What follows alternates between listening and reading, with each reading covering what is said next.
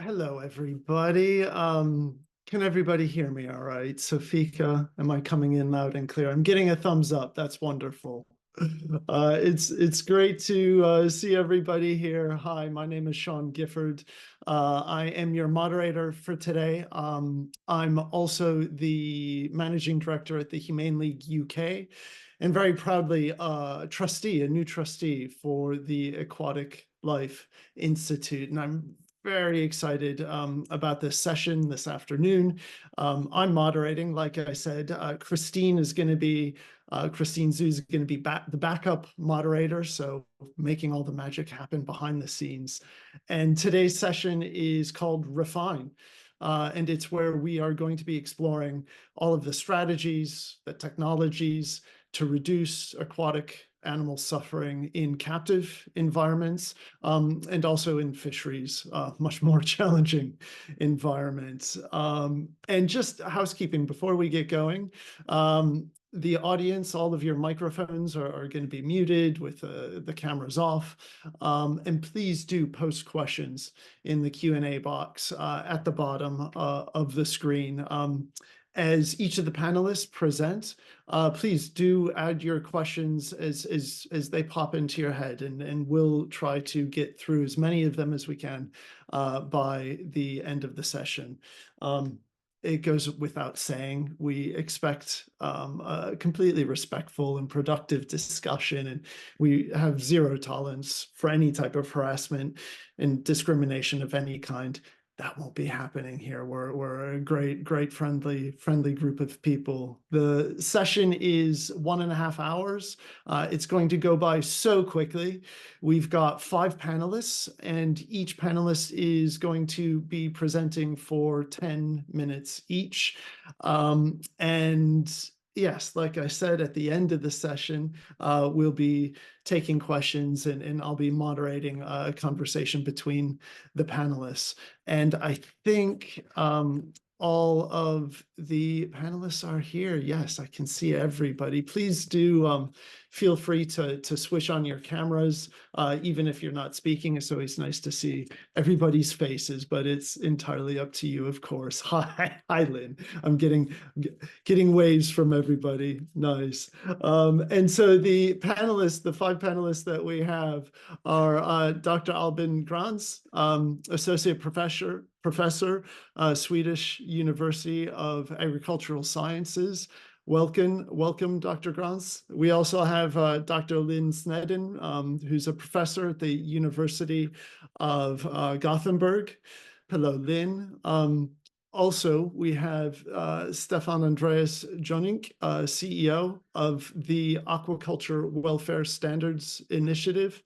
Hello, Stefan. And we also have Míriam Martínez, the Fish Welfare Manager at the Animal Welfare Observatory. Hello. And we also have Michelle Boonstra, the co-founder and manager of the Catch Welfare Platform. Hello, everybody. Hello. Great to have you here. So we are going to, without further ado, get the panelists' presentations going, and we'll just go in the order that I named everybody, if that's okay. So, Dr. Gräns, if you would like to go first, please, over to you. Can you hear me now? All right. I can hear you great. Let me share my screen. The moment of truth. There we go. And yeah, we can see them. We can see them just fine. Okay, so hi everyone, and thank you for inviting me and organizing this. It's been some very interesting, nice talks now in the, I guess, morning for most of you, afternoon for me. I was asked to talk a little of our research. I'm a researcher in Sweden, and how we can refine. And most of the work I will focus on now in the presentation here will actually be in relation to aquaculture. There's a lot of refinements to be made in fisheries, and we do work with those aspects as well. But with the limited time, I will focus on aquaculture. And from the presentations before here, I'm proud to say that I'm working with the individual animals. We don't work with how the stocks are affected. We are working with basically the stress and welfare of each individual of fish.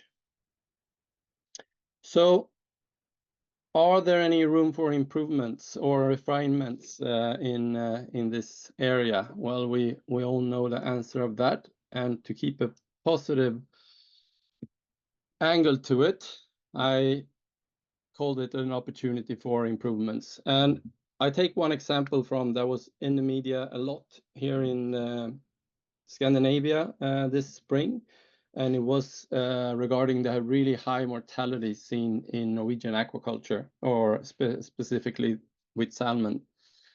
So in this article, I find that they reported 105 million dead salmon, 63 million of those, around those numbers, were from the sea cages.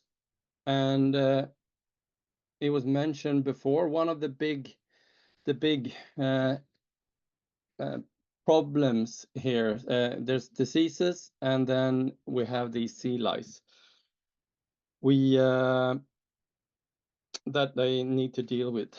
So we've been looking into investigating how this is affecting the fish, and I want to share a slide from our colleagues in the Faroe Islands, which is also a big producer of salmon, where they looked at the mortality across 2 years, and we see one large difference between 2015 and 18, and it's this peak. So it's a cumulative, percentage mortality per month over a sea phase. And when we look at these two events, these two peaks happening, exactly what happened is that they're treating for these lice. So it's obvious how the fish are dying when treated for lice, and that's no surprise, I think, to anyone. But what we have been trying to focus on is why are some fish dying, and what can we do to prevent it? And if we start with I guess both are answering why, but one of the reasons behind it that we've been putting a lot of efforts in the recent years is looking at different developments of different heart diseases in these. This is a phenomenon that we've seen both in farmed trout, rainbow trout, and in salmon, and we've been running parallel studies in Norway and Sweden. So what kind of diseases do we see? Well, we see these, a healthy salmonid heart has a kind of a pyramid shape, while the one you see here on the left has this big, round, very low, high compliance, really sloppy heart. And we see that although it's a larger heart, it's the pumping capacity and the functionality of a heart looking like this is much worse than a healthy heart. Salmonid fish, a lot of them at least, also have coronaries. And what we see when we dissect and inspect the coronaries, we can see that a really high occurrence of plaque. So we know, and we've been looking into, and it can get so far that these fish are basically, when intensely stressed, get something very similar to what we would call a heart attack in humans. And what we see is that this is really high prevalence of these diseases. So the enlarged hearts, we saw 90% of all the fish we inspected with the plaques in the coronaries, 95%.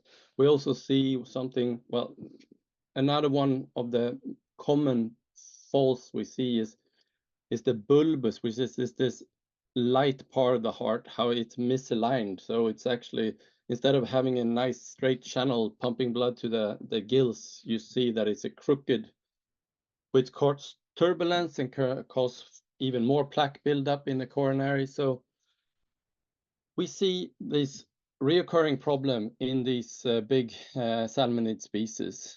And when looking into the reason why they have them, we see strong evidence that it stems from how they're grown. And we know that no matter what we test on fish that has these problems, their resilience to everything is reduced. Their resilience to heating, there's a resilience to exhaustive exercise, everything. They're worse at everything.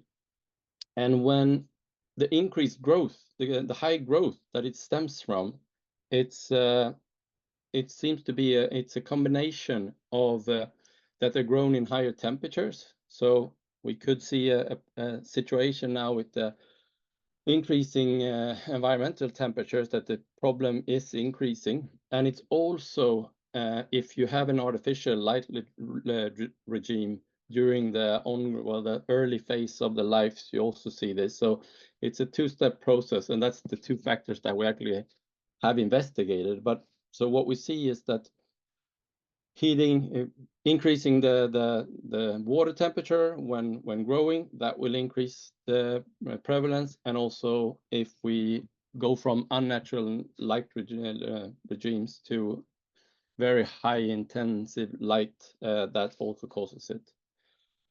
Okay, so that's one of the things that we're growing these fish too fast to get a quicker on growth. But it also comes down to that we need to understand like how they're affected by all the things that we do with them when they're in the farms. And that's another thing that we've been looking into. And one factors that we've been investigating a lot is heart rate. And I hope you appreciate my attempt to make a happy and sad looking fish, because it's not that obvious how to do that in a good way. But this one up on the top supposed to look a bit more sad. So what we can see that with some stress hormones and plasma cortisol being one, we can see that there's a good correlation between resting heart rate and a low stress levels. So this is good. That gives us a toolbox to work with when looking into how these fish are affected by different scenarios and different exposures. But something we also seen that was a bit more surprising was patterns like this one. So what I'm showing here is one fish being followed in a fish farm outside in the Baltic Sea for a month. And every time this fish is stressed by something, it reacts either with the increase in heart rate, which we would expect. And those are the ones that are up on the left corner here. So it could be as much as an increase of 20-25 beats per minute. But if the fish already starts, or this trout already starts with a high level, high heart rate, we see the opposite. We see actually a decrease of heart rate with as much 20-30 beats per minute. And when you stress the fish, when they're already in the situation of having a high heart rate, and you see this depression of heart rate, that's often when we see big problems building up. So we're looking into methods where we could follow the heart rate, so we could actually see like what state are the fish in a different way before we make a decision on if we need to transport the fish or if it comes to the delousing and this is far from something being in practice at this time, but it's where we're heading. And yeah, because there's much to learn here. And so we all know that when looking under the surface, it's really hard to like actually get an idea of how these fish are doing. It's hidden on the surface, and even if you have cameras underneath, it's this chaos with fish everywhere. So using loggers like the one I just described and all other sensors and gadgets to actually see what's happening under. I think that's a real area for refinement in the future of aquaculture. And if you're interested, we wrote a review of this a couple of years ago, so and it's really dealing like what we know and what kind of sensors, because to refine aquaculture when it's growing as big as as it's doing right now, I think we really need to have get a much better idea of what's going on with our animals. So that could be external sensors of the environment and maybe alarm things like if you need to supply more oxygen or cooling, and it can be tags on the animals like the heart rate loggers, for example. Another development seen in this, which takes me to the next area that we work with, is I saw these hybrid vessels being implemented in Norway, where they took the slaughterhouse and they put it on the boat and brought them out to the cages instead. Of course, this reduces the transport, and transporting fish from the net cages, sea cages, to the slaughter, that could be a process of a few hours, but up to 20 hours. Seeing these vessels, I kind of wonder how it could be economically possible, considering the size and how much they must cost. But then when they were telling us that they had instances of 10% of the fish dying during this final transport, so this is a time where the farmers have invested 3 years in the fish already, and then losing as much as 10%, then I see where they find the money to make these investments. And it also brings me into the second area where we do a lot of our work, and it's fish welfare at the time of slaughter. So going back to Norway, because they are in the forefront, a lot of changes going on. And one of the things they did a few years ago, or a couple of years ago, was that they changed some of the phrasings in how to investigate the guidelines at slaughter. And one thing they lifted is that they write that the use of EEG is necessary for reliable documentation of stunning methods at species level. They go further and say that the stunning during slaughter must be immediate, and they say that that must be a half a second or less. And then the duration, well, I think the rule of thumb is that duration should be as long so the animal never recovers. But what is the key here for us is this mentioning of EEG measurements, and this is, since this was rephrased and even long before that, we've been getting a lot of context. This is one of the things that we also spend a lot of time working with. And measuring EEG in humans is super complex. Measuring it in fish is super complex, and there's really not the right or wrong in how to do it. But the complexity is really a problem when interpreting the outcome. So we selected the most binary measure from EEG measurements to work with, and that's something called visual evoked responses. So we developed a non-invasive method that we suck on electrodes externally with a cap on the head of the fish.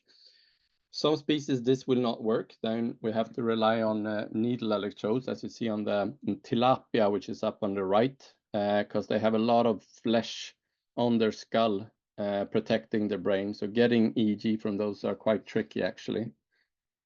So the method is simple in the way that if we expose these fish to a light stimulus, when they're swimming around and up and conscious, we see a clear reaction to the light. While after a stunning, what we look for is that we don't want to see a response. So we want to see a flat line. So when we see this flat line, we can be very certain to say that this is an unconscious animal, and it would be okay to continue with whatever, hopefully, whatever slaughter killing method that's being used. Depending on the method, it's always a problem with these animals that they regain consciousness. So I really lift that it needs to be a killing method applied, because it's a bit of a paradox that we've been hearing this morning, how all these billions of fish are being killed annually, and killing so many makes everything gets a bit even worse with how remarkably difficult these animals are to kill.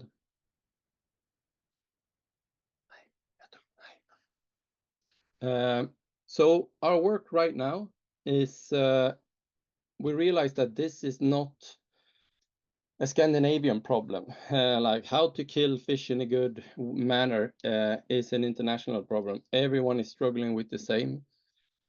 From the reason these are ectothermic species. They will not die just because you cut the blood supply to the brain.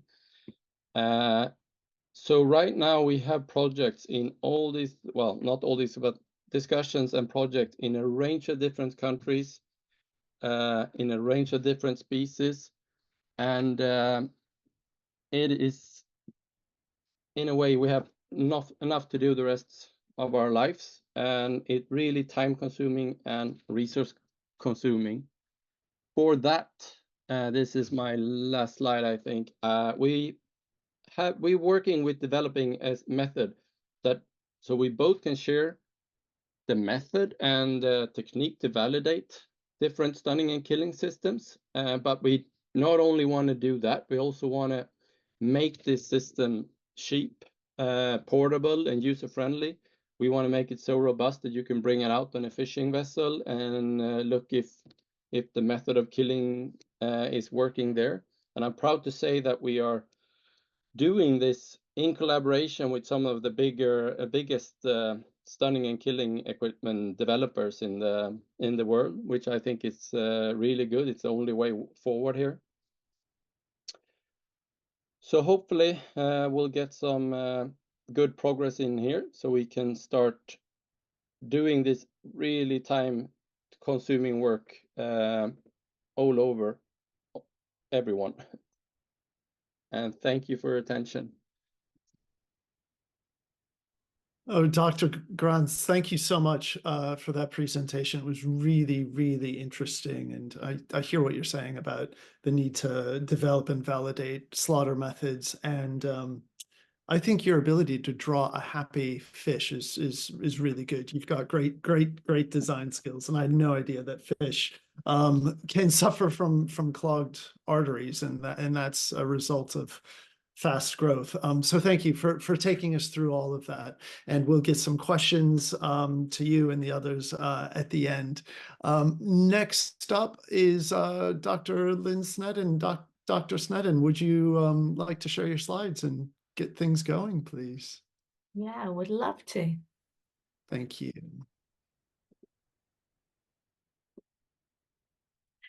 Well, thank you very much to the organisers for inviting me. It's a real pleasure to be speaking to you about this particular topic, which is so very important. And as Albin in the last presentation said, we are losing so many fish in aquaculture. So we need to find ways of better producing fish and improving their lives. And I'd like to acknowledge my colleague here, Dr. Pablo Arechivala Lopez. I'm going to talk about some of the work we do in my laboratory, and I'm also going to talk about some of Pablo's work because it's just so very interesting in employing environmental enrichment in the welfare of farmed fish. Now, what do I mean by environmental enrichment? Well, you can think of various different aspects. The whole reason for doing this is to try and improve the environment, the way that you keep animals in captivity, to enrich their lives, to make their welfare better. And you can think of sensorial enrichment. So, for example, visual stimuli, smells, the sort of environment that the animal can sense. You can think about the social environment. So gregarious species that like to be with others need to be kept in a social group, whereas territorial species prefer to be alone and away from others. You can think about dietary requirements. Are we providing the right nutrition? Are we feeding the right kind of diet? How often do we feed how much? And you can think about occupational enrichment. This is when an animal occupies itself. So, for example, the classic rodent running wheel. In fishes, we would give the animals an area of high flow so they can actually exercise. And then finally, the environmental enrichment that I want to talk about, which is actually putting physical resources, items into the living space of the animal to make it more interesting. Now let's consider the natural environment versus what we do in captivity. So here we have at the top here a natural stream, and we have fish in there, and you can see it's pretty heterogeneous. It's different, lots of different types of substrate, hiding holes, plant life, overhangs, and lots of different animals to eat as prey, and also of course predators. Contrast that with what we do in aquaculture, which is hold fish in quite high densities, quite a lot of fish in a small area with pretty barren, impoverished environments, nothing in the tanks. And we know from science that animals kept in barren areas become very stressed, and they become quite unwell, and so their welfare is poor. So if we have poor welfare in this farm condition, what can we do to improve it? Well, we could employ from the natural environment some enrichment, some physical items to put in the tank to try and improve welfare. And that's exactly what's going on at the moment in an attempt to refine the way that we farm fishes. Now, in my laboratory studies, we've studied a variety of species. This is the zebrafish. It's one of the most common experimental models. And you can see this is its natural habitat, lots of different types of substrate, plant life. Now, what do we do in the laboratory? This is the type of tank that you can buy commercially. And the fish are typically held in these tanks with nothing in them, just fish. And of course, that's not an ideal situation. So my laboratory has explored ways of improving the welfare of captive fishes. And we've done this quite simply by doing preference tests. This is work done by Paul Schroeder in my lab. And basically, we have a tank where the fish can swim between two areas. And you can see most of the fish is in this area with gravel. And we repeated these experiments with images of gravel. So the fish actually prefer an image on the bottom of their tank rather than just clear plastic. And so that visual stimulus seems to be quite important to them. And that has led to labs across the world adopting enrichment, and you can buy commercial solutions which are easily cleaned and very hygienic. We've also looked at aquaculture relevant species, and here we have the rainbow trout. And what we showed was that when you hold rainbow trout in an enriched environment with gravel, plants, overhead cover, and a refuge, they are more resilient. They recover from stress far more quickly than those fish held in a barren environment. And so it would seem that enrichment does indeed improve the welfare of these animals. But can we take this into a real-life farm situation? We need to add the physical items into the different types of farm situations to increase heterogeneity. This allows the animals to live in an interesting environment, so it's not monotonous and doesn't cause boredom or stress, but also promotes natural behaviors. Of course, fishes are all very different, so we have to look at them species by species. Now, Pablo Arechavala Lopez, my colleague, he's worked extensively on enrichment in gilthead sea bream, a very popular aquaculture species, and he's investigated with his colleagues all life stages. Of course, today in this short presentation, I don't have time to go into all of the work that Pablo has done, but I'm going to give you some examples.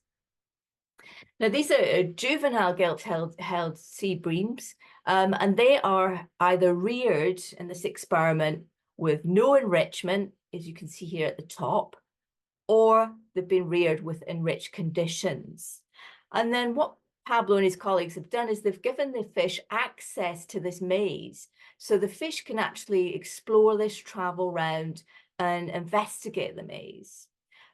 Just to note, these videos are speeded up 8 times, but let's look at the top video, which shows the no enriched fish. And you can see that the fish are not going into that maze area. They're basically staying in the same tank. So that would suggest they're quite fearful. Whereas the enriched fish, as you can see on the bottom, they're swimming quite happily around the maze and investigating it. And so what Pablo's group found was that in terms of behavior, the enrichment produced fish which can adapt to new novel environments really easily.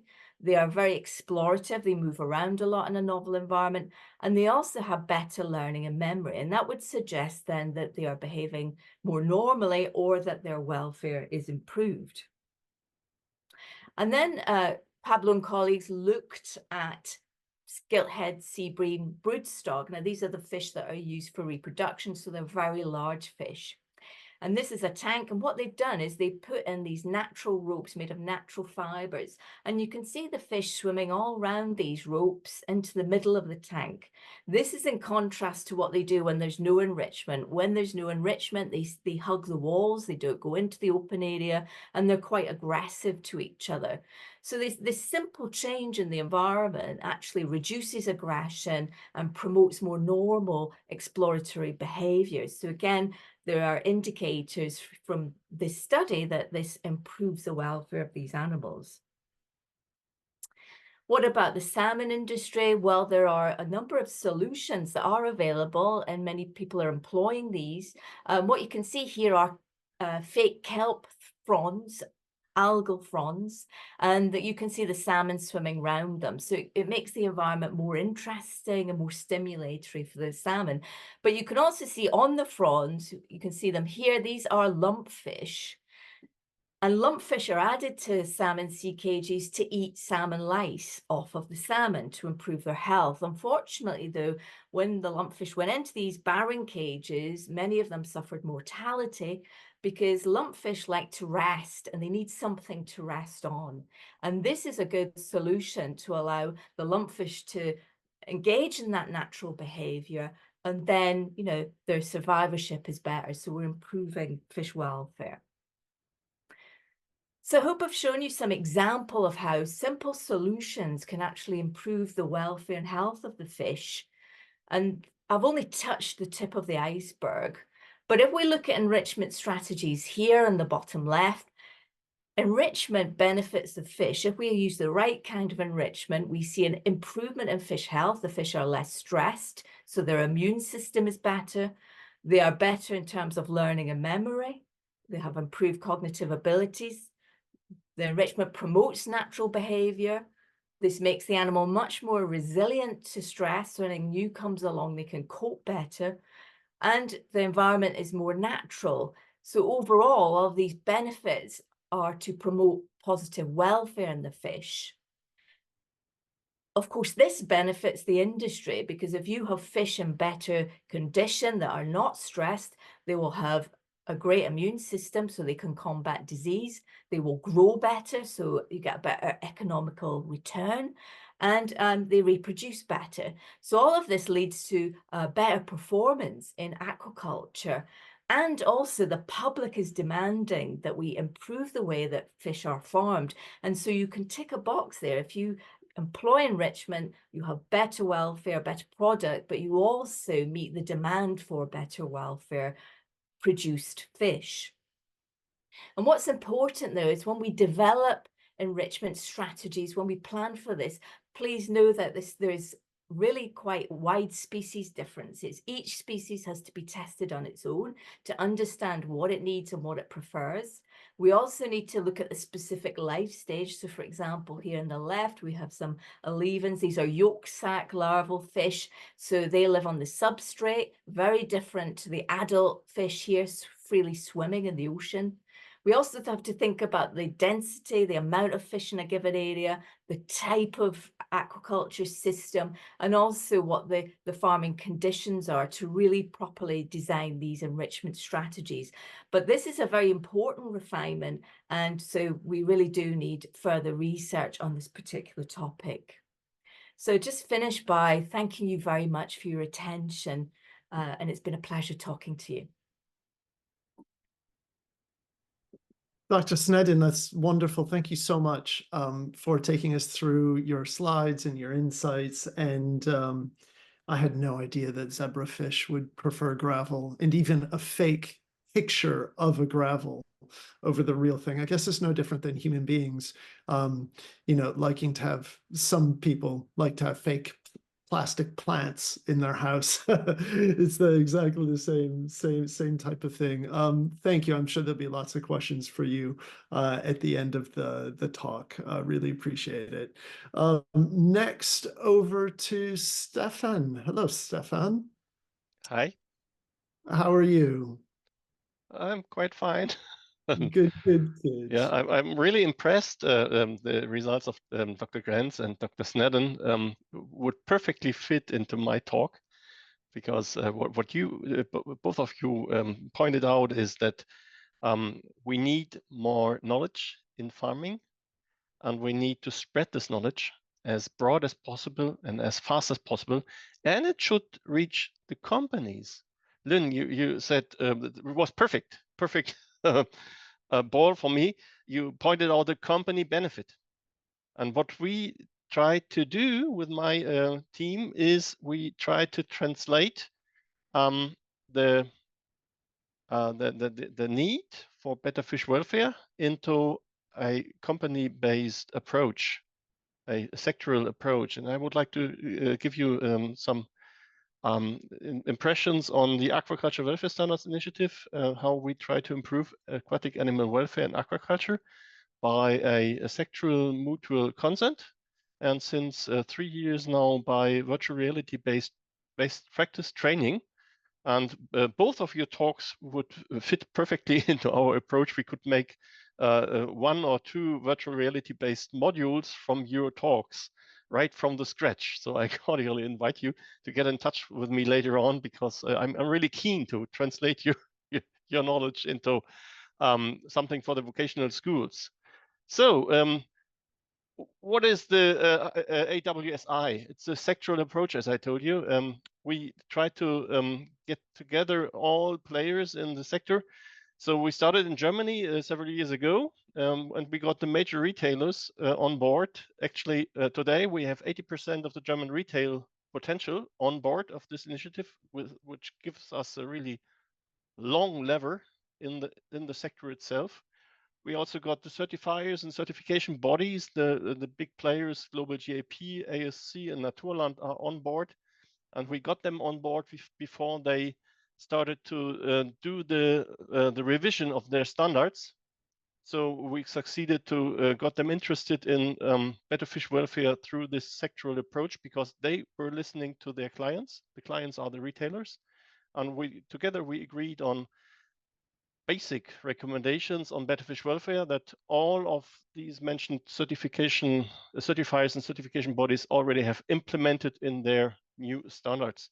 We've got the producer associations on board, public administrators for fishery and aquaculture, renowned scientists all over Europe, aquaculture companies, and as well animal welfare and sustainability experts. The general mission is rather easy. We want to initiate and lead an intersectoral consultation process for the development, the formulation, and the international implementation of aquatic animal welfare standards. We are not allowed to set our own standard because we are already too big. With 80% of the German retail on board, we get antitrust legislation problems as soon as we start our own standards. But with the big certification players on board, it's rather easy to get the mutual consent into their newly revised standards for implementation. So the initiative was founded in 2017, and in 2018 we started the sectoral approach.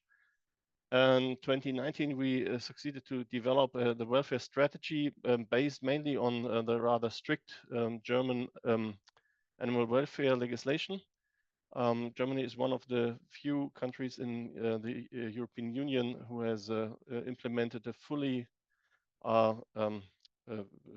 scientifically backed up pre-slaughter stunning procedure for all species that are grown in Germany.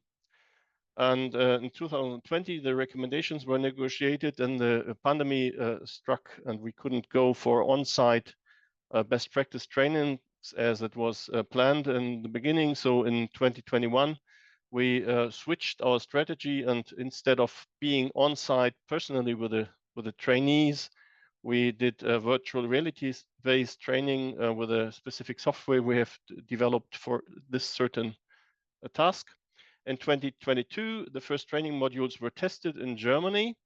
In 2023, vocational schools for fishery and aquaculture in Germany have implemented our virtual reality-based training platform. And since the beginning of this year, we already have universities in Italy and Portugal, and hopefully soon in Sweden, Norway, Scotland, and the United States, who are using our We Are Facing Fish Welfare platform for teaching aquaculture students, fishery students, and employees of aquaculture farms. These are the achievements so far. We also have published international translations of guidance documents on animal welfare aspects in aquaculture. And the basic recommendations for fish welfare from this initiative are publicly made available in 12 different languages so far. Don't expect too much from these basic recommendations. It's just raising the bar, not setting a specific strict standard, but we try to get rid of those in the dark, and we try to focus on those in the light, and we try to encourage those who do better in farming to even improve, and we try to those in the gray to adopt standards, to adopt procedures, to be certified, to be on the better welfare pathway. So the fish welfare advanced training at German vocational schools started 2 years ago. We have developed a platform. Server-based content allows tests and examinations as well as individual training. The teachers can switch to trainees' virtual reality perspective, and we can even do online sessions via internet connection. So we send out the headsets to different learning sites, and the students put on the headset, connect to the wireless LAN, and then the teacher can switch over to their perspective on his or her laptop or PC, and can give advice through a voice over IP chat. We can have more than 30 trainees per virtual reality learning session. We had 30 plus users at the huge farming fair, trade fair last year in Germany. And the modular system allows fast and effective adoption of what we are training. So here's one example from a vocational school in Germany, in Hanover. We found out rather soon that this type of training is really effective, it's attractive, and it is super scalable.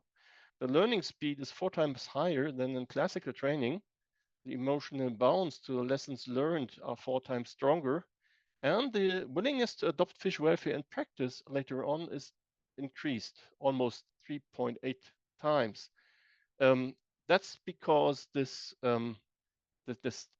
technique immerses people in a virtual environment of the farm, for example, and being virtually present, having to move around and looking around to find clues for better welfare, to identify diseases in fish, to find the wrong thing that is going worse in the production process and so on, is triggering your learning speed.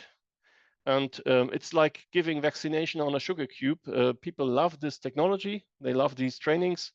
And the translation of virtual reality-based modules allow international use on a large scale and high speed.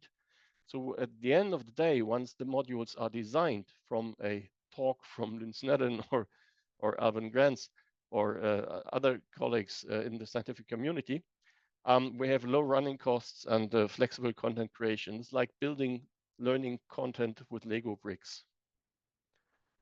So here is one example from one of our training sessions. I have a very little video that I can put in the chat for you as a download link. It's a WeTransfer of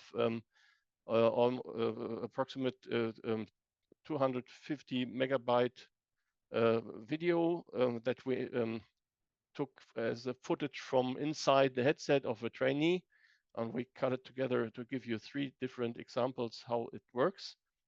In the future, we want to get new members on board of the initiative. Membership is free of charge, and members can freely use the aquaculture welfare standards learning modules we have already implemented. We want to translate our training in more different languages because we found out that it is easier for people doing it in their mother language rather than in English. We want to expand modules for specific fish welfare needs, sea bass, sea bream in Mediterranean farms, shrimp welfare and wrasse, for example, is under construction right now. And at the end of the day, we want to convince more farmers, more companies to get certified, to step into the light, to allow external people having a clear view on things going on side of the farms, and to enable them to perform better with low stress, better outcome, and a better access to the market compared to those that are still resting in the dark. So that's in a nutshell what we do. I will post the link of the teaser video in the chat right now. If I can, shall I do it in the frequently asked questions or in the chat, Sean? I think probably the chat would be the best way if you, Okay. yeah, and if you have access to that. Just a second. We can see, but Yeah, I will stop my screen sharing. Yeah. Sounds good. You try and post it. I will post it right now. Just a second. Yeah, and if it doesn't work, we'll have a chat at the end of the discussion to make sure it works. Okay. Stefan, thank you so much for your work. Your organization has, what you said, 80% of German retailers on board. That's just incredible. Germany leads the way in many ways in animal welfare, so it's not a surprise to hear that and the success of your organization. Thank you for your talk. Yeah, thank you for the time.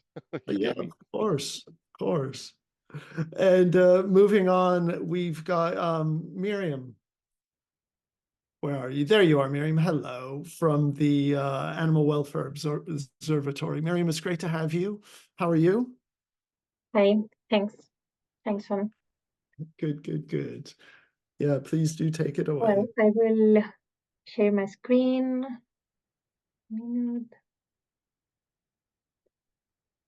Okay. Great. Right. I think you can see it right now, right? We can. Thank you. Yeah. Okay. First, I want to thank the Aquatic Life Institute for organizing this conference another year, and of course for inviting us. Here's an overview of what I will be talking in the next 10 minutes, I hope. First, let me introduce us. We are the Animal Welfare Observatory. We are a Spanish NGO, and we were previously known as Equalia. We rebranded just last year.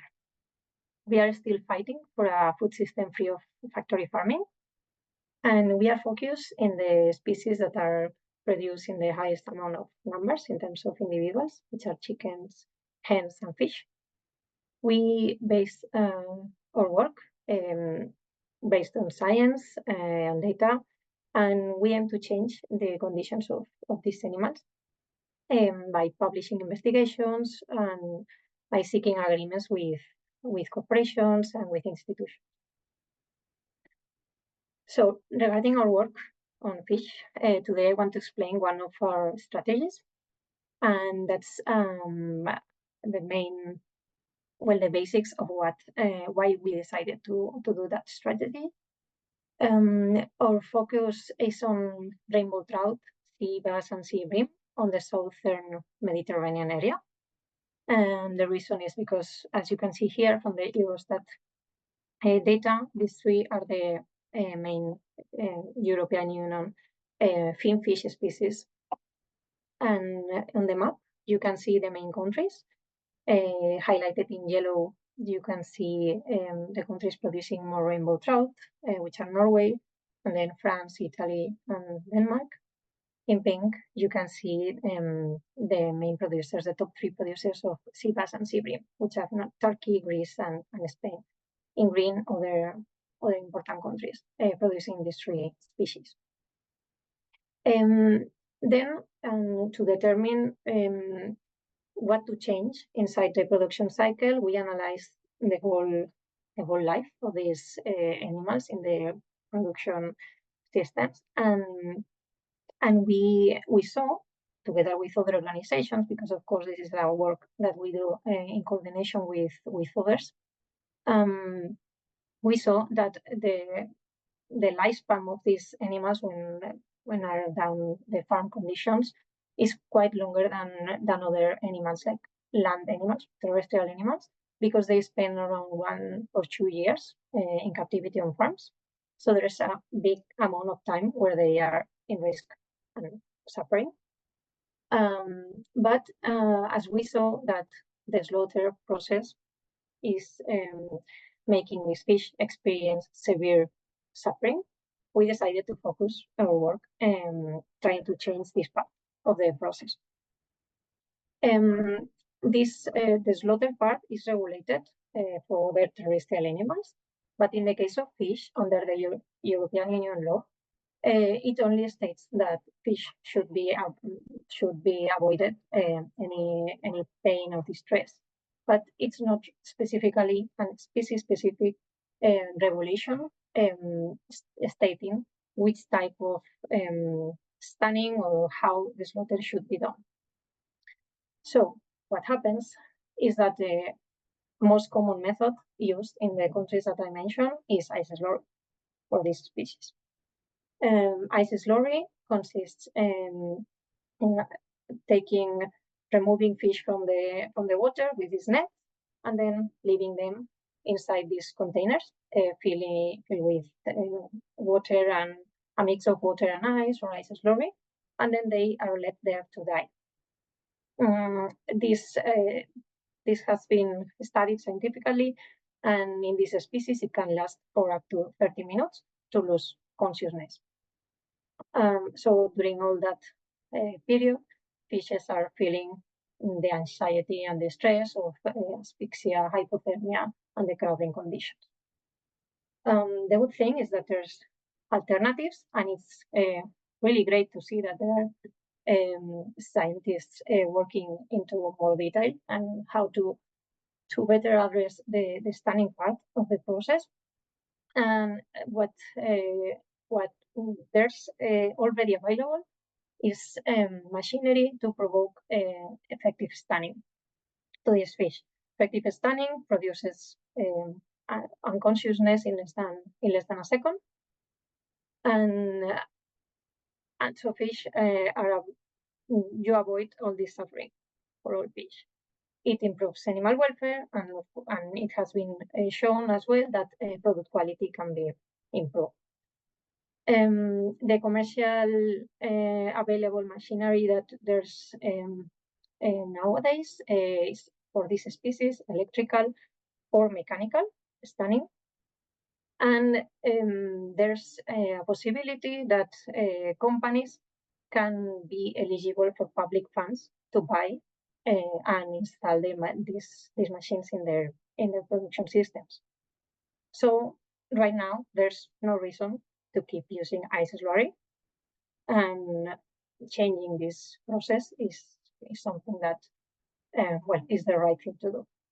And that's why we are asking corporations, both retailers and directly, especially to producers, to commit to change their systems to achieve 100% of their production with effective stunning.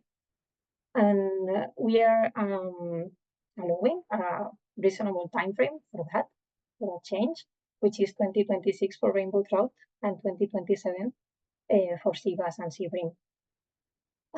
We ask companies to make this public, even if they are not already doing it, but have a plan and a calendar in order to install it in their farms. And we ask them to recognize fish as sentient beings, mention animal welfare, and they need to state specifically which type of stunning method they are going to use. But of course, we always leave room for improvement. And because we know this is in process and it's going to be, might be changing and being refined across the time, it can be changed in the future to include or to specify even more how they are going to do it. And ever since we started with this strategy of asking companies to publish this, we have had, well, several companies have published these commitments. The first one was Sursan, which is a sea bass and sea bream producer from Turkey. They were already using stunning machinery for their production, and then they agreed to go for the 100% of the production and to go public about this at their website.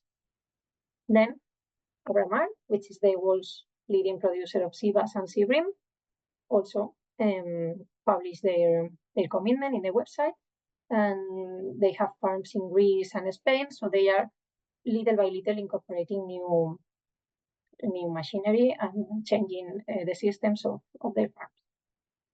Also, Aqualand, which is the leading rainbow trout producer in the European Union, published very recently their commitment and their calendar to implement electronal courses. They have already these systems in their farms in France, and now this summer they have started with one in Spain, and they will keep adding to the rest of the farms until they achieve the 100% by 2026. Right after Aqualand published their commitment, also Caviar Pyrenea and Profan, which are other two important rainbow trout producers from Spain, published their own policy about fish welfare with stunning. And that's one of the key points or benefits of these commitments being public, that once a producer goes public and is transparent about the practices that they are doing, then others can join and can follow suit. And not only producers, but also retailers, because if a supermarket wants to establish a fish welfare policy, then they will be more confident to include this if they have pro suppliers that can meet these standards. Of course, we know this is just one little part of the solution to avoid fish suffering. But that's why we are still working with other organizations, and together with the future results of scientists, we want to assess additional criteria to incorporate in the future commitments. Then another benefit of this, or benefits of these commitments being public, is that, for example, towards legislation, it's important that there's evidence that this can be done and is working commercially. Then these examples can be used to inform the European Union legislation whenever they start to change it and to establish the specific regulations for the slaughter process in the different species. And on the other side, also being public about that helps to raise awareness, because then the whole society can take fish welfare more seriously. And that's all. So to conclude, just let me say that this strategy is directly reducing fish suffering, and on the other side, and together with the rest of you and organization scientists, we are driving this momentum for a wider change in the food system. So thanks a lot, and if you want to email me any questions that we don't get to address now, that's my email. Thanks. Thank you so much, Míriam. Really appreciate that talk. I'm such a huge fan of the Animal Welfare Observatory and the work that you do, and especially over the last couple of years with the sea bass and sea bream stunning commitments you've gotten from producers. You're just moving really quickly, making really important change for animals. So thank you. We already have some questions coming in, one for you in particular as well. But before we get to questions, next is Michelle Boonstra. Michelle, would you like to take it away, please? Yes, hello everybody. I would like to start that I'm in a hotel room in China with a very unstable connection. So please let me know if I'm not visible or hearable anymore. And also, to be honest, I misunderstood. I thought I was in a panel discussion and I didn't really prepare a presentation like the people before. But nevertheless, that being said, I'm really grateful to be able to talk about fisheries, to add fisheries to this list. And I want to tell you something about the catch welfare platform that I'm in. Do I share my own slides, or because If you can, that's the most straightforward thing, because you could advance them. And good on you for being in a hotel room in China and making up the talk as you go along. I'm just filling space while you try and find your slides. Yeah, I'm happy that that Zoom is allowed in China, because I was doubting that. It looks like it's, yes, possible to share my screen. Yes. Oh, coming through. There we go. So, yeah. So let me start with explaining how we got to the point of starting a cat welfare platform. So as most of us know, welfare is an established topic in aquaculture for a little bit longer than it is for fisheries. But together with a group of scientists, we saw that the interest is increasing also in fisheries. But what we saw is that there was a lot of isolated work being done by people. And of course, with many fishing methods, and combinations of that that all need to be addressed separately. There's a lot of work to do, so we thought it was really important to get all the knowledge together in the network. So that was the first reason. And also what we thought it would be good to have the industry at the table, because often what we learned from the transition in aquaculture, that if only NGOs, retailers are going to discuss a topic and set the criteria, sometimes they don't match the daily practice.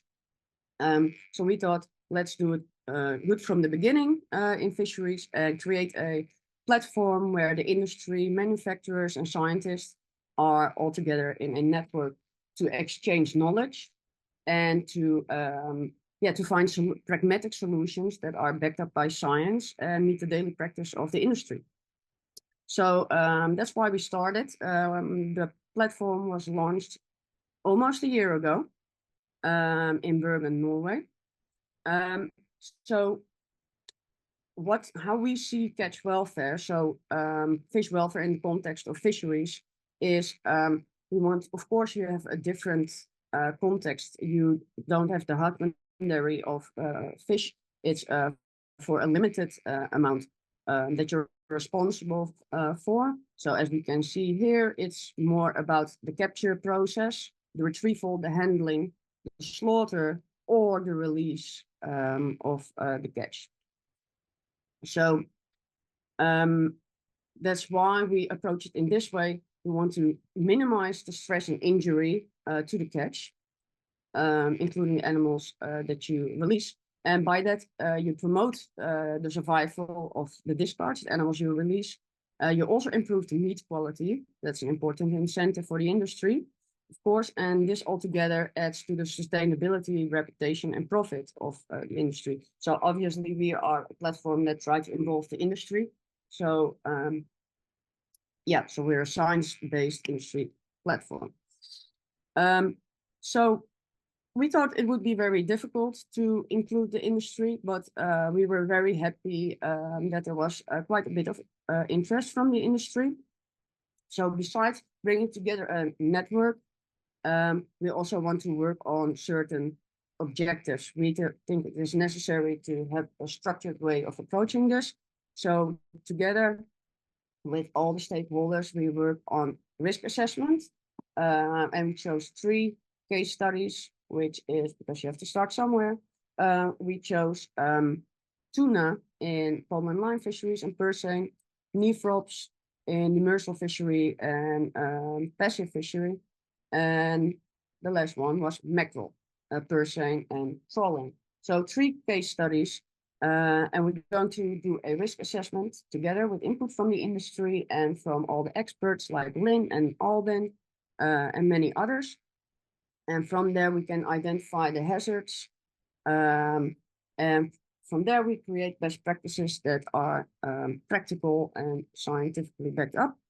And from there, criteria, for example, for retailers or certification bodies to use. Also, from there, we want to create, of course, education modules that can be translated into different languages. And that's why I was very happy to see the technique that Stefan presented, because that's a very interesting approach that I will definitely like to hear more about. So yeah, right now we're at the stage that we created expert groups, because every fishery has its own challenges and its own opportunities, but it's very specific. So we create different expert groups for pelagic, for demersal, for passive and rod and line. So basically small scale fisheries, because they have challenges on their own.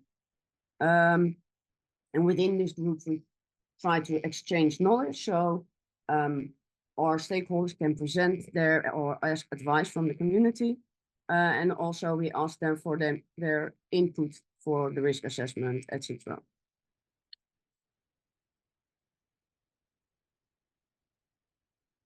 So at the start last year in November, we started with 121 people at the physical conference in Norway, representing 17 countries on 5 continents. And on the right, you can see it involves a nice mix of research and industry. So we were really happy about that turnout, because it's not always an easy topic in fisheries. Of course, we hope to expand, but we especially hope that our members will stay engaged. That's, I think, for me, more the goal than to expand rapidly. This year, we will have an online conference on the 14th and 15th of November, covering a whole range of topics. Also covering the subject that Albin was talking about, like standards to validate stunning methods, because we think that's important. Same for best practices. We will have a tuna morning, but that's all we know for now. Yeah, I think this is, yeah. So also, so for the industry, one of the most striking aspects is the link with quality that really triggers them to work with welfare, although there's, of course, ethical reasons as well, but it really helps that this link exists. And that's why I think this research is also really important. And I think it's pretty striking that you can see the difference after 12 months in a freezer, in a mackerel that has experienced heavy stress due to crowding in the fillet. You can see the gaping in the fillet and all different effects on the meat quality. So yeah, that's where we are now. We are also doing a communication to a podcast to make, and because academic output is not always very accessible, especially not for the industry.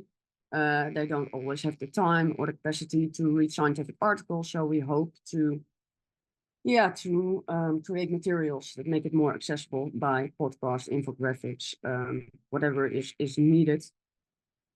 And we also hope to be a platform where people start collaborations, which you can already see happening at this moment, and that always makes me very happy to see people connect and start new great initiatives.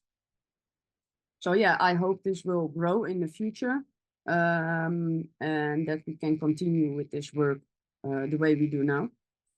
And do I have something else to add to it? No, not really for now. That's great. Thank you so much, Michelle. And for not having put together the talk or the slide deck before joining, I'm really impressed.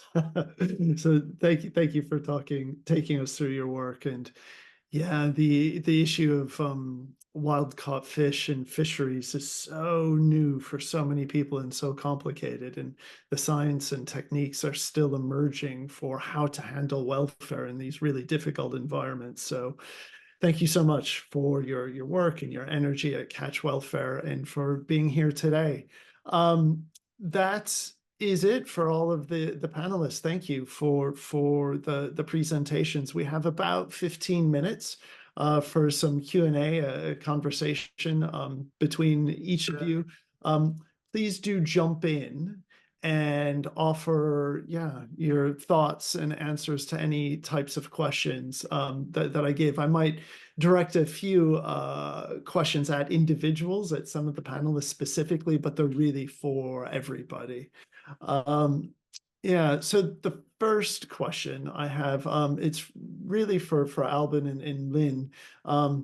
You're researchers, and really we're curious what the challenges are in translating welfare research into really practical, scalable solutions, for commercial use. That gap between academia and commercial use. What do you see, some of the biggest problems being? Yeah, I think, can I start, Lynne? I think one of the big problems that we see is like how to go from the lab studies to the practical, and that's really what we're aiming with this this box solution, to bring the research to the farms and the vessels instead of getting them out of the labs, because we see that the problems in real time scenarios are often very different. And what we do in the lab, even if we try to mimic a transport, mimic a crowding, but we never get to anywhere close to what they experience in the farms or in the wild. So yes, moving the research out of the labs, that is a big challenge, I think. Thank you, Albin. Lynne, what do you think? Yeah, I totally agree with Albin. And another challenge is getting people on board with the changes, because if you speak to a farm and they've been doing the same thing for many years, convincing them that this change will really benefit them is sometimes a challenge.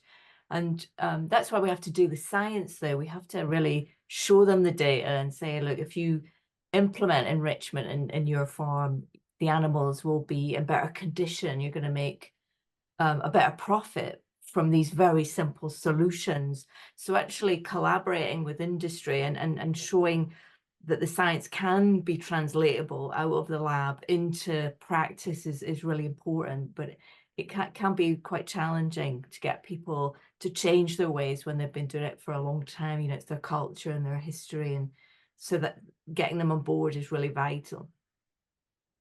Yeah, a huge amount of inertia we're working against. I wonder, what kind of role does consumer awareness play, right, in demand and influence in the adoption of these type of welfare, improving technologies? Like, I don't know, Míriam, I'm looking at you, like your NGO does a lot of awareness raising and public campaigning. Do you think it's it's essential, important that work happens in order to make the work of Albin and Lynne see the light of day with some of these retailers? Yeah, sure. I mean, society needs to be aware and needs to be encouraging this type of research, and I guess it also, these projects that are together, the scientists and the direct companies that are providing the technology, for example, are really the the key for this, no? Because then they will have the real size of the things in terms, for example, of the stunning machines, because I was talking about that, no? But with other things, the same. You have the size, you have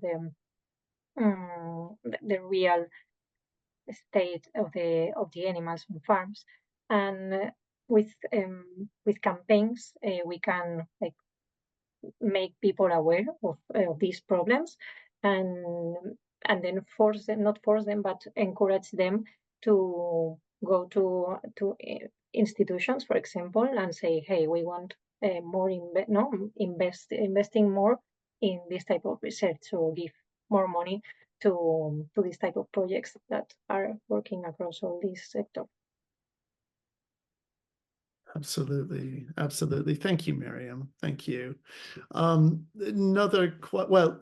same question for Michelle, for you, and Stefan, and for you. There are kind of two questions in there. One was around the gap between academia and commercial application, and then also around the role that awareness raising and the general public can play in our work. Do you have any thoughts on either one of those? How about you, Michelle, first? Yeah, so about the last question, I think it's definitely relevant. When I talk to industry stakeholders, they always say, yeah, but nobody's asking, you know. So we will move if people start asking questions. So yeah, definitely important, and that's something that we cannot do, and is I think more the role of NGOs. So definitely important work. Especially because a lot of people start to care when they have the knowledge. When people learn that fish still live sometimes more than an hour or even more after they are caught, then people start to change their mind and think things need to be done to reduce suffering. So that's one. And about the gap between, was it about the gap between laboratory and putting into practice?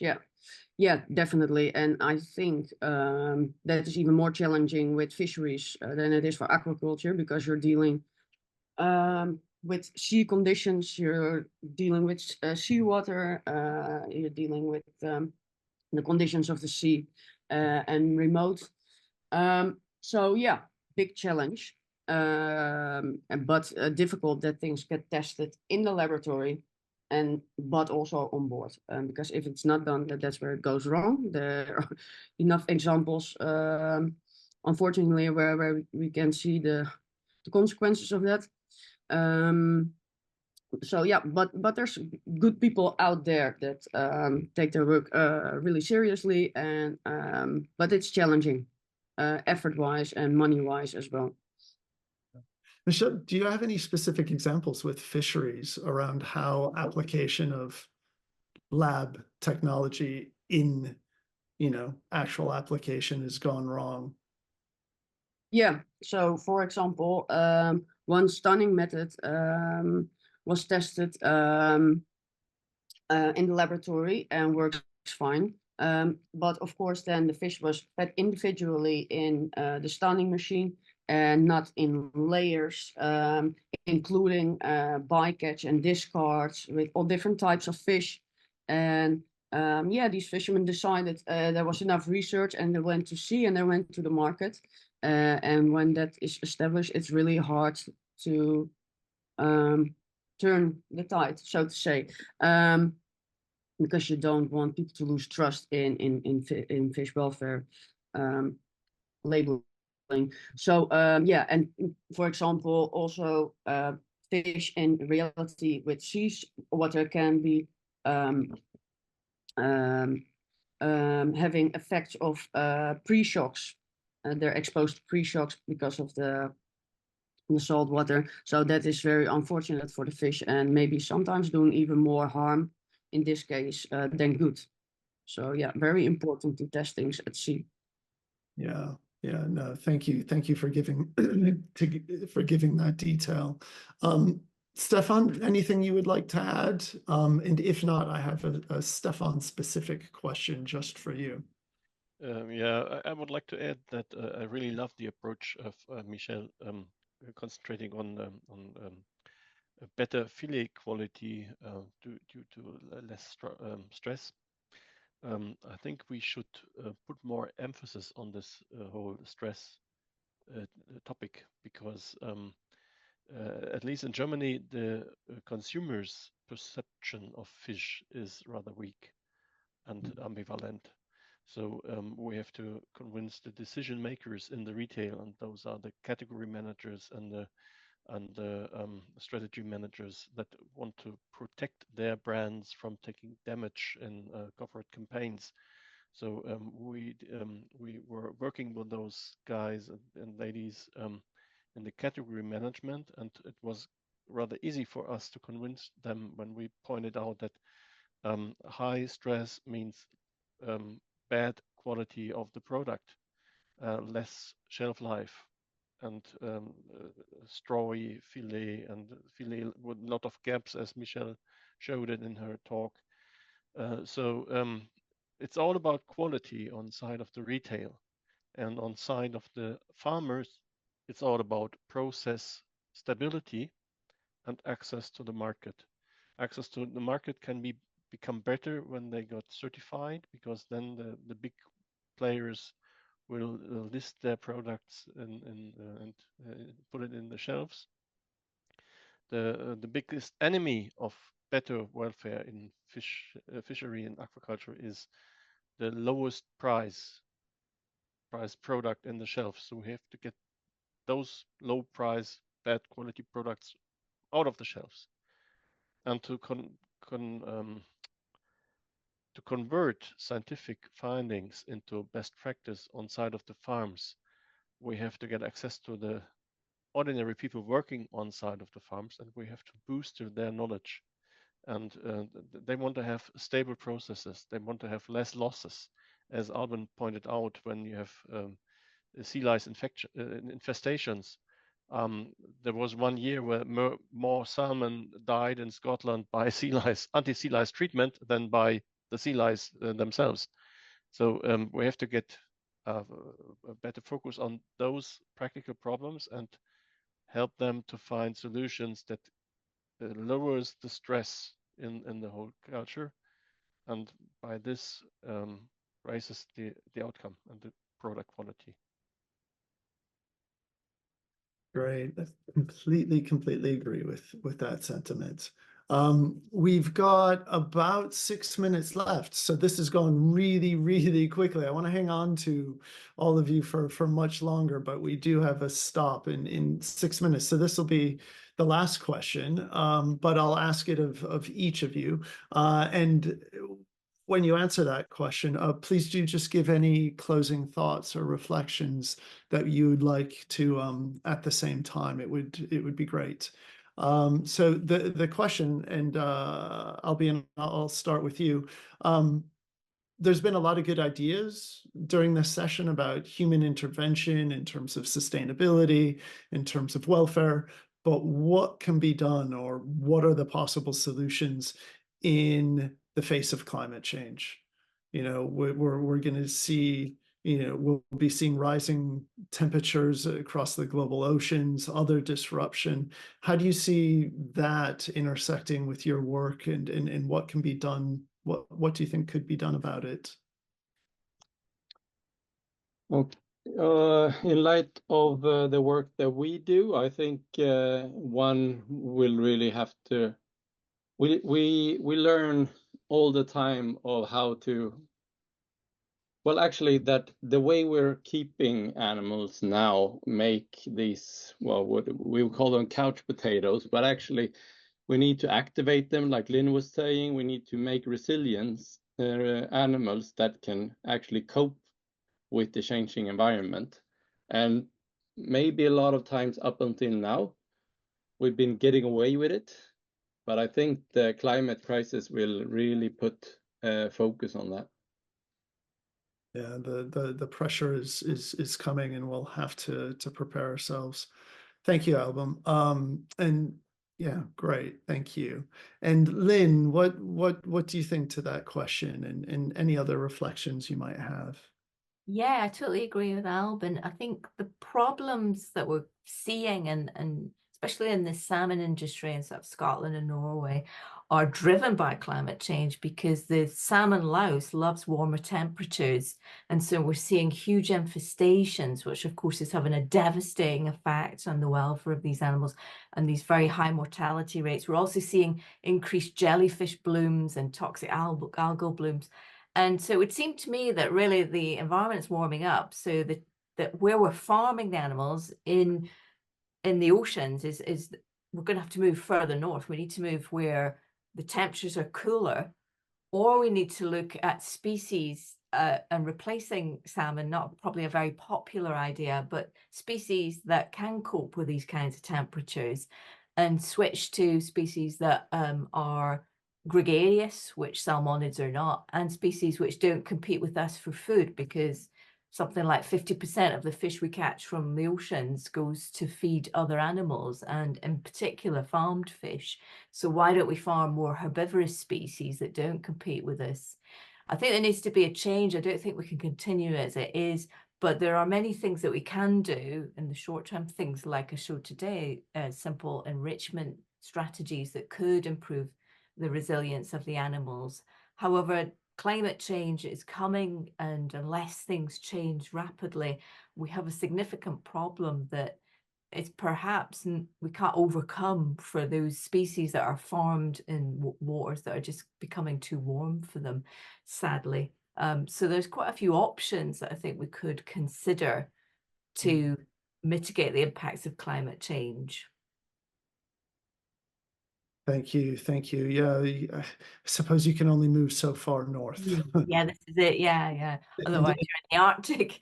Yeah. Yeah, and the interventions you and Albin So, are. yeah, so we need to switch to another species, I believe, that would be more amenable to the temperatures that we experience. Yeah. Okay. Thank you. Thank you so much, Lynne. We've got just, 2 minutes left, but I want to make sure that the remaining panelists are able to quickly answer the question. Stefan, what do you think, and any closing reflections, please? Just one thought. I think we can greatly accelerate the improvement process by strengthening the network between various players and coordinating our approach even more effectively than before. And I think the various lectures we have listened to this afternoon are a big contribution towards this goal. And thank you all of you. It was inspiring. Oh, wonderful. Thank you for your time and for being here, Stefan. Míriam, any closing thoughts you'd like to share with the group?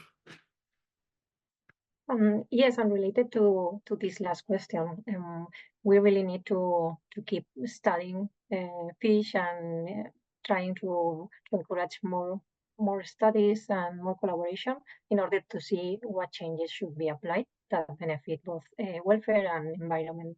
Because as the Aquatic Life Institute has explained many times, it's really very related.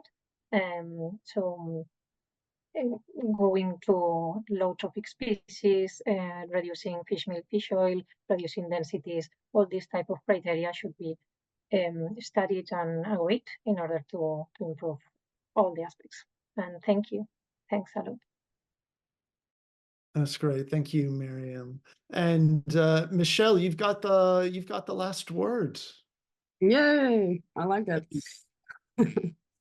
So yeah, in relation to fisheries, what I can think of with climate change, there will be more and more pressure on the resources that we have. And with regards to proteins, I think if you take animal protein from the sea, I think you have the duty or the responsibility to do that as careful as possible, and not let anything go to waste because of that treatment. So yeah, there's a lot to improve, because at this moment, some part of the catch sometimes is not even possible for human consumption because of the bad quality. So I think it's a duty to do everything to increase the efficiency of that.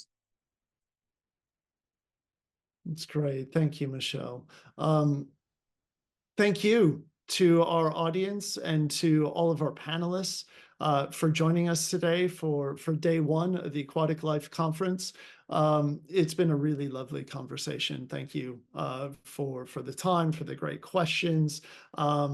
Stefan, are you waving goodbye? Or are you asking a question? Oh, you're waving goodbye. You're not trying to get my attention. Sorry. Your video has been shared in the chat. So that, yeah, your link should now be with all of the attendees. Yeah, so again, thank you for everybody. Come back and see us again tomorrow. We're kicking off at 9 o'clock Eastern Standard Time. We'll be tackling the issues of refine and refuse during tomorrow's sessions, and have a wonderful rest of the day. Thank you again. Thank you. Thanks. Bye. Thanks. See you soon. Bye. Thank you.